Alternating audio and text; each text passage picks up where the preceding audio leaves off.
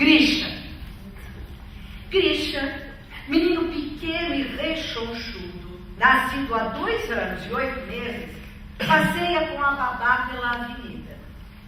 Ele veste um pequeno albornoz comprido e acolchoado, um chale, um grande gorro com botão felpudo e galochas quentes.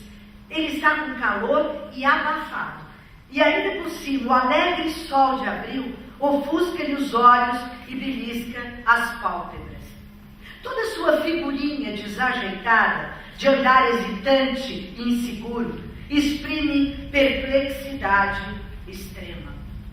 Até este momento, Grisha só conhecia um único mundo quadrado, onde num canto ficava sua cama, no outro o baú da babá, no terceiro uma cadeira e no quarto uma lamparina ardendo diante de uma imagem.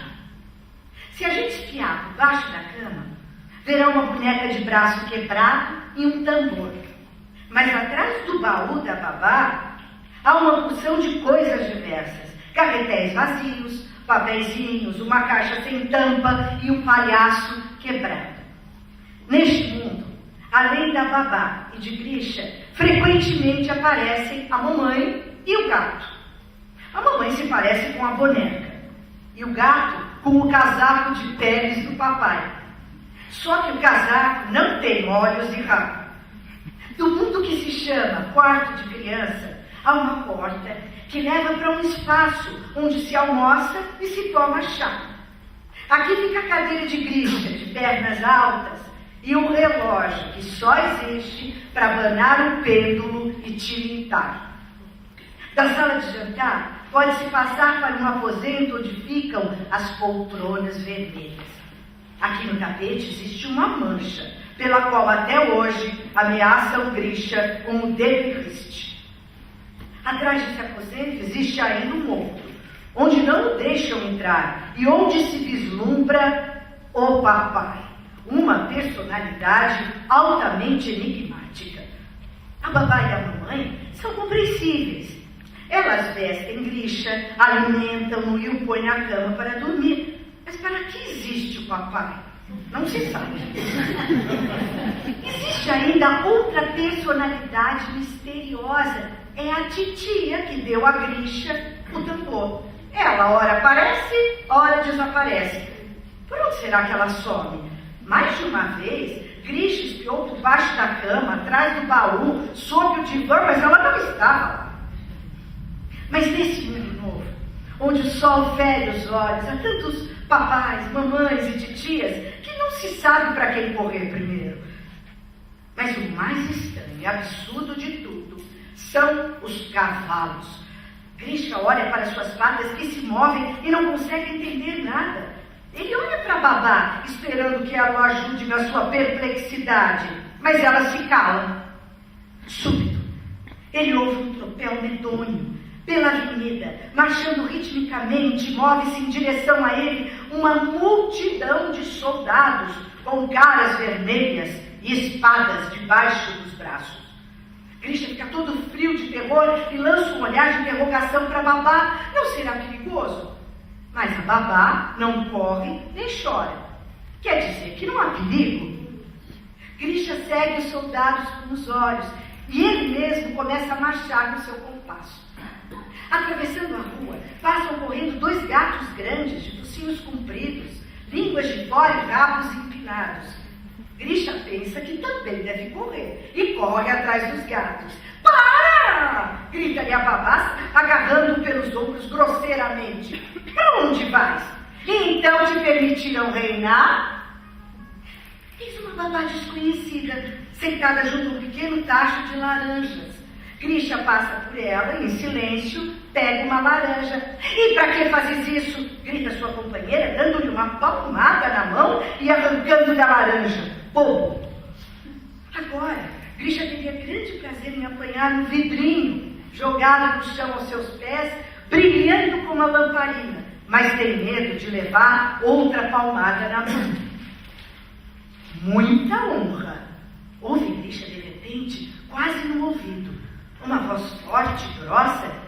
Ele olha e vê um homem alto, de botões claros. Para sua grande satisfação, esse homem dá a mão a babá, param e começam a conversar. O brilho do sol, o ruído dos carros, os cavalos, os botões claros, tudo isso é tão extraordinário e não assustador que a alma de Grisha se enche de uma sensação deliciosa e ele pôs-se a rir às gargalhadas. Vamos, vamos! Grita ele para o homem de botões claros, puxando pela aba. Vamos para onde? Pergunta o homem. Vamos, insiste Grisha. Ele tem vontade de dizer que não seria mal levar também papai, mamãe e o gato, mas a língua fala tudo diferente do que é preciso. Um pouco depois, a babá dobra uma esquina, sai da avenida e leva a Grisha para um grande pátio onde ainda há neve. E o homem dos botões claros vem com eles. Evitam cuidadosamente os torrões de neve e as poças e depois, por uma escada escura e suja, entram num quarto.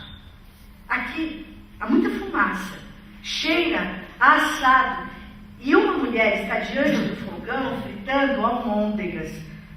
A cozinheira e a babá se beijam e junto com o homem sentam-se no banco e começam a falar em voz baixa. Grisha, todo agasalhado, começa a sentir um calor insuportável. O que será isso? Pensa ele, olhando ao redor de si. Ele vê o teto escuro, uma forquilha chifruda e o forno que olha com seu grande oco negro. Mamãe! Choraminga ele. Ah, babá, grita babá, pode se esperar. A cozinheira põe na mesa uma garrafa, 2 cálices e um bolo. As 2 mulheres e o homem dos botões claros batem os cálices e bebem algumas vezes cada um. E o homem abraça ora a babá, ora a cozinheira. E depois os 3 começam a cantar baixinho. Grisha é atraído pelo bolo e dão-lhe um pedacinho. Ele come e olha a babá bebendo. Ele também tem vontade de beber um pouco. Dá, babá, dá, pede ele. A babá dá. Ele bebe, engasga, regala os olhinhos, faz careta, tosse e depois fica muito tempo agitando os braços. A cozinheira olha para ele e ri. Voltando para casa, Grisha põe-se a contar a mamãe, as paredes e a cama onde esteve e o que viu. Ele fala não tanto com a língua, como com o rosto e com as mãos. Ele mostra como brilha o sol, como correm os cavalos, como olha o forno assustador, como bebe a cozinheira. À noite, ele não consegue adormecer. Soldados com feixes, gatos enormes, cavalos, o vidrinho, o tacho de laranjas, os botões claros, tudo isso juntou-se num monte e oprime-lhe o cérebro. Ele se vira de um lado para o outro, tagarela e finalmente, não suportando a própria agitação, começa a chorar. Mas tu estás com febre? Diz a mamãe, tocando-lhe a testa com a palma da mão. Por que terá acontecido isso? Forno, chora Grisha, vai embora daqui, forno. De certo comeu demais, decide a mamãe. E Grisha, transbordante das impressões da vida nova, recém-conhecida, recebe da mamãe uma colherada de óleo de rícino.